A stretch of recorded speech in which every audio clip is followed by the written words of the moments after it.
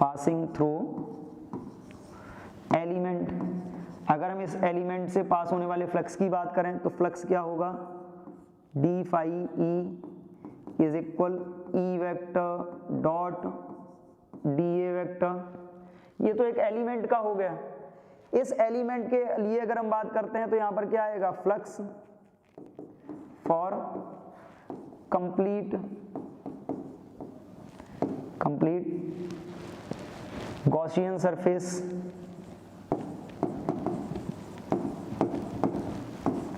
अगर हम complete Gaussian surface से पास होने वाले फ्लक्स की बात करते हैं तो फ्लक्स का फॉर्मूला क्या होगा, phi E is equal integration of E vector dot D S vector. अब देखिए integration of E vector dot D S vector की अगर हम बात करते हैं तो यहाँ पर क्या आएगा, integration of E into D ए माना है हमने, ई इंटू डी ए इंटू कॉस। अब देखिए थीटा क्या होता है, theta is the angle between electric field and area vector. Area vector का मतलब सरफेस के परपेंडिकुलर जो डायरेक्शन होगी इट इज एरिया वेक्टर। अब देखिए ये दोनों कैसे हो गए, पैरेलल हो गए। पैरेलल का मतलब एंगल कितना, 0। पैरेलल का मतलब एंगल 0 डिग्री। और जब हम 0 डिग्री एंगल के लिए बात करेंगे तो अब यहाँ पर समझ लीजिए कि जब हम फ्लक्स फाइंड कर ही रहे हैं तो 0 डिग्री एंगल के लिए ये कितना आएगा, यहाँ पर हम इसकी वैल्यू प्लेस करेंगे तो ये क्या हो जाएगा, इधर कैलकुलेट कर लेते हैं। फाई इज इक्वल क्या था,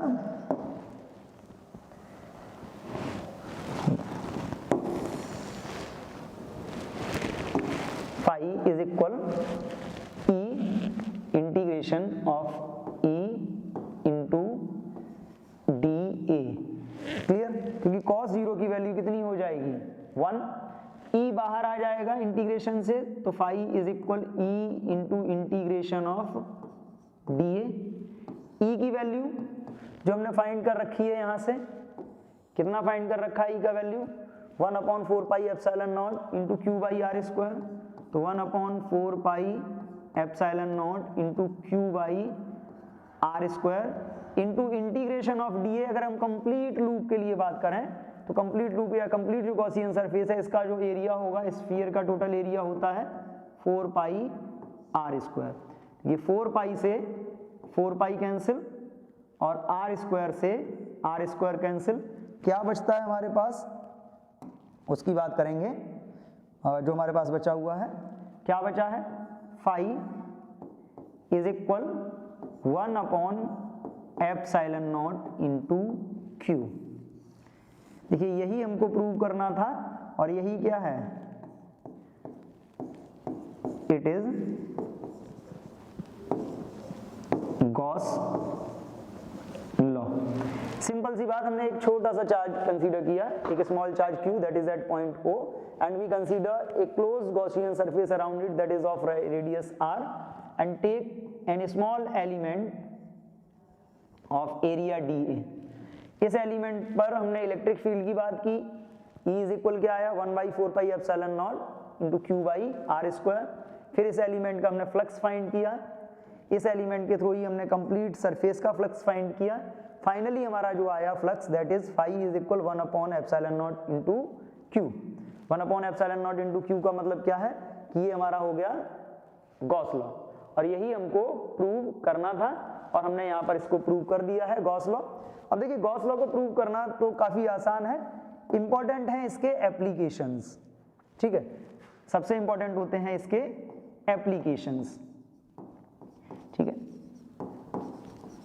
applications of Gauss law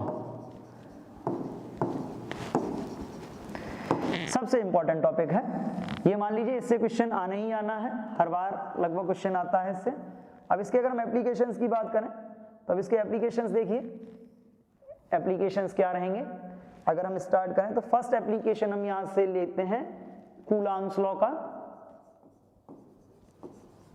Coulomb's law by Gauss law, यानी कि हम कूलॉम्स लॉ को प्रूव करके देखते हैं कि गॉस लॉ से कूलॉम्स लॉ प्रूव हो सकता है या नहीं। इसके लिए भी देखिए same system, let we consider a charge q that is at point O, and consider a Gaussian surface of radius r. इसके सराउंडिंग में हम क्या करते हैं, r रेडियस की एक गॉसियन सरफेस कंसीडर करते हैं, and consider N small element dA over this surface. हम इस सरफेस पर एक छोटा सा एलिमेंट कंसीडर करते हैं, इस एलिमेंट का एरिया हमने लिया dA. ठीक है. अगर हम इस चार्ज के इलेक्ट्रिक फील्ड की बात, यहाँ पर अगर हम dA पर बात करें तो अब देखिए इस एलिमेंट dA के लिए, इस एलिमेंट के लिए हम बात करते हैं फॉर एलिमेंट dA. फ्लक्स कितना होगा, फ्लक्स या एलिमेंट के लिए बात ना करके फॉर एलिमेंट dA, हाँ फ्लक्स की हम बात करते हैं. फ्लक्स, फ्लक्स का फॉर्मूला हमने क्या पढ़ा है, d phi e is equal E vector dot d a vector. Clear. या इसी को हम नोट कर सकते हैं d phi e is equal E into D A cos. अब देखिए इस पर अगर हम बात करें तो यहाँ पर एरिया वेक्टर और इलेक्ट्रिक फील्ड वेक्टर दोनों कैसे होंगे, इलेक्ट्रिक फील्ड वेक्टर और एरिया वेक्टर यहाँ पर आने के बाद दोनों पैरेलल हो जाएंगे. जब पैरेलल हो जाएंगे तो ये कॉस 0, यानी कि यहाँ पर आपका आया d phi e is equal E into D A. Clear. E into D A. अगर हम यहीं से बात करें किसके लिए, for complete sphere. Complete sphere के लिए हम फाइंड करते हैं तो क्या आता है, phi E is equal integration of E into D A, यानी कि यहां से जो हमारा आएगा phi E is equal E into integration of D A, equation number 1. Clear. But अगर हम यहीं पर क्या अप्लाई कर दें, गॉस लॉ. अगर गॉस लॉ को हम अप्लाई कर लेते हैं तो गॉस लॉ को अप्लाई करने पर हमको क्या मिलता है वो भी देखिए, phi E is equal Q by epsilon not, equation number 2. तो अगर हम इन दोनों को कंपेयर कर लें तो क्या आएगा, इक्वेशन 1 एंड 2. दोनों इक्वेशंस को जब हम कंपेयर करते हैं तो क्या आएगा, E into integration of D A is equal Q upon epsilon not. E integration of D A का मतलब 4 pi R square is equal Q by epsilon naught. या फिर अगर हम इसको कंपेयर कर रहे हैं, सॉल्व करते हैं तो क्या आता है, E is equal 1 upon 4 pi epsilon not into Q by R square. 4 pi R square उधर जाएगा तो Q upon 4 pi R square epsilon not बनेगा, जिसको अगर हम सेपरेट कर लेते हैं तो कुछ इस टाइप से आएगा. तो यहाँ से हम बात कर रहे थे, ये क्या आया आपका, Q upon epsilon not. E is equal 1 upon 4 pi epsilon not into Q by R square. Clear. But हमको ये भी मालूम है कि इलेक्ट्रिक फील्ड का जो फॉर्मूला होता है वो क्या होता है, E is equal F by Q not. अगर ये हम अप्लाई कर लेते हैं तो क्या होगा, then F by Q not is equal 1 upon 4 pi epsilon not into Q by R square. Q not को ट्रांसफर करिए, जब क्यू नॉट को ट्रांसफर करेंगे तो हमको क्या मिलेगा, F is equal 1 upon 4 pi epsilon not Q into Q not by R square. ये क्या है, ये फॉर्मूला होता है कूलॉम्स लॉ का जो हमको चाहिए था.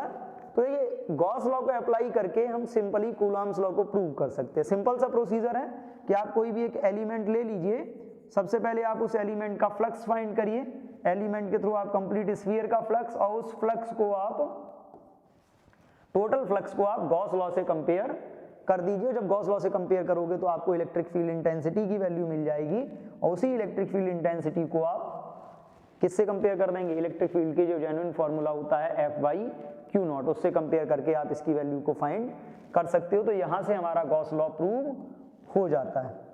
गॉस लॉ को प्रूव करने के बाद आते हैं हम अपने नेक्स्ट टॉपिक पर. इसका जो सबसे इंपॉर्टेंट एप्लीकेशन है वो है आपका electric field electric field due to uniformly charged infinitely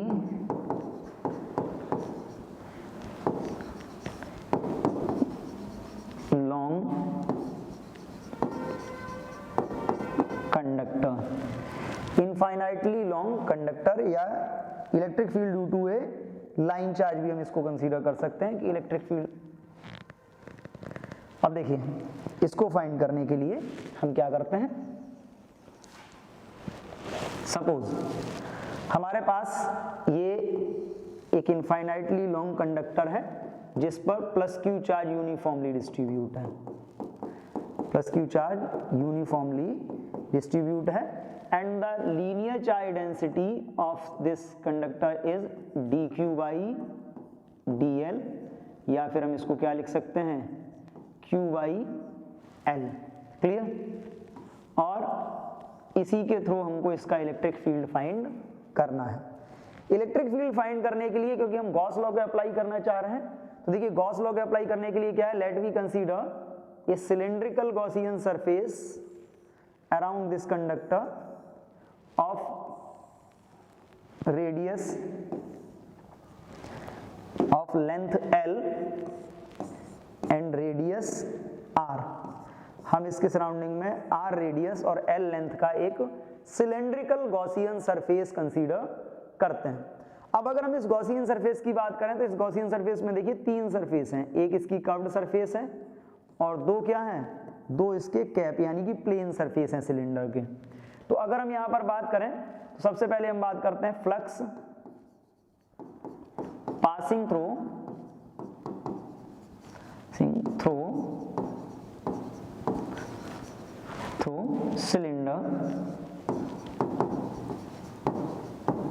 cylindrical surface.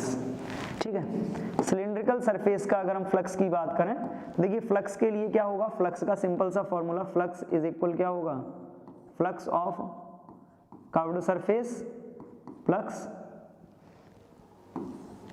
2 into flux of plane surface, क्योंकि इसमें एक कर्व्ड सरफेस है और दो प्लेन सरफेसेस हैं, तो इन दोनों के फ्लक्स की बात करते हैं तो यहाँ पर क्या आएगा, फाई इज इक्वल, ये क्या आएगा आपका, यहाँ पर देखो कर्व्ड सरफेस पर अगर हम बात करें तो कर्व्ड सरफेस पर इलेक्ट्रिक फील्ड इधर और इसका एरिया वेक्टर इधर, दोनों के बीच दोनों पैरेलल, एंगल 0। अगर हम इस पे बात करते हैं तो इस पर देखिए, इस पे क्या होगा, इस पे जब हम बात करेंगे तो यहाँ पर देखिए इस सरफेस पर, प्लेन सरफेस पर अगर हम बात करें तो इलेक्ट्रिक फील्ड किधर, इधर, और एरिया वेक्टर इसका इधर, यानी कि एंगल कितना 90 डिग्री। तो यहां पर अगर हम बात करते हैं तो यहां पर कॉमनली कर्व्ड सरफेस के लिए क्या आएगा, E vector integration of E vector into D A vector, E vector into D A one vector cos 0 plus curved surface की जब हम बात करेंगे तो इंटीग्रेशन ई vector dot dA2 vector into cos 90। Simply हम ये कह सकते हैं कि कर्व्ड सरफेस से कोई भी फ्लक्स पास नहीं होता, क्योंकि कर्व्ड सरफेस पर जो आपका इलेक्ट्रिक फील्ड वेक्टर और एरिया वेक्टर एक दूसरे के म्यूचुअली परपेंडिकुलर हैं। तो जब हम इसको सॉल्व करेंगे तो ये वाला पार्ट कितना होगा, cos 90 है यानी कि ये 0 हो जाएगा और क्या आएगा, phi is equal integration of E vector into D A vector, sorry E vector into D A vector था, क्योंकि जब हम इसको लेके आएंगे वेक्टर फॉर्म कॉस को अप्लाई कर लेंगे तो ये वेक्टर आपका हट जाएगा, E into D A. Clear, E into D A का मतलब क्या है, फाई इज इक्वल ई बाहर आ जाएगा इंटीग्रेशन ऑफ डी ए, या इसी को हम कर लेते हैं ई इंटू, अब देखिए कर्व्ड सरफेस, सिलेंडर का कर्व्ड सरफेस एरिया क्या होता है, 2 pi R L, equation number 1। Clear, ये तो आ गया इसका। और अगर हम यहां से बात करें, दोबारा से नोट कर लेते हैं कितना आया, E is equal phi is equal E into 2πr/L, equation number 1। लेकिन अगर हम गॉस लॉ को अप्लाई करें तो क्या होता है, गॉस लॉ क्या है, phi is equal Q by epsilon not. Q by epsilon not की अगर हम बात करते हैं दैट मीन्स क्या हो जाएगा, ये इक्वेशन नंबर 2। तो अगर हम दोनों इक्वेशंस को कंपेयर करें, दोनों इक्वेशंस को जब हम कंपेयर करते हैं तो क्या हो जाएगा, E into 2πr/L is equal Q by epsilon not, यानी कि simply E is equal Q upon 2πr/L into epsilon not. अब देखिए Q अपॉन L को अगर हम देखें तो Q अपॉन L क्या है, Q अपॉन L होता है लैम्डा। तो हमको एक फॉर्मूला यहाँ से मिल जाएगा, इसको देखो Q अपॉन L को अगर हम कर लेते हैं तो E is equal lambda upon 2πr epsilon not. 2πr epsilon not का मतलब क्या है वो भी समझ लीजिए, 2πr एप्सिलॉन नॉट हो गया, यानी कि ये मिल गया हमको electric field due to a uniformly charged wire of infinite length. यहां से जो इंपॉर्टेंट रिलेशन निकल के आता है वो केवल इतना सा है कि electric field of any charged wire is inversely proportional to the distance of point from the wire. Clear, infinitely proportional होता, इनडायरेक्टली प्रोपोर्शनल होता है किसके, लेंथ के। तो सिंपली प्रोसीजर वही है कि पहले हम फॉर्मूले को यूज करके फ्लक्स फाइंड करते हैं सरफेस का, देन हम गॉस लॉ को यूज करके फ्लक्स फाइंड करते हैं, दोनों को कंपेयर कर लेते हैं, और दोनों को जब हम कंपेयर कर लेंगे तो ये दोनों को कंपेयर करने के बाद जो आएगा वही होगा हमारा electric field due to the object, जो भी ऑब्जेक्ट हमको दिया गया। क्लियर, आज के वीडियो में इतना ही रखेंगे। इसके बाद जो एप्लीकेशंस और बचे हुए हैं फॉर यू चार्ट शीट, या फिर चार्ट शीट का बचा हुआ है, या फिर बचा हुआ है आपका स्फेरिकल सेल या सॉलिड स्फीयर का, तो उसके बारे में हम बात करेंगे नेक्स्ट वीडियो में। और लास्ट में यही कहना चाहूँगा कि चैनल को शेयर करें, सब्सक्राइब करें और वीडियो को लाइक करें। धन्यवाद।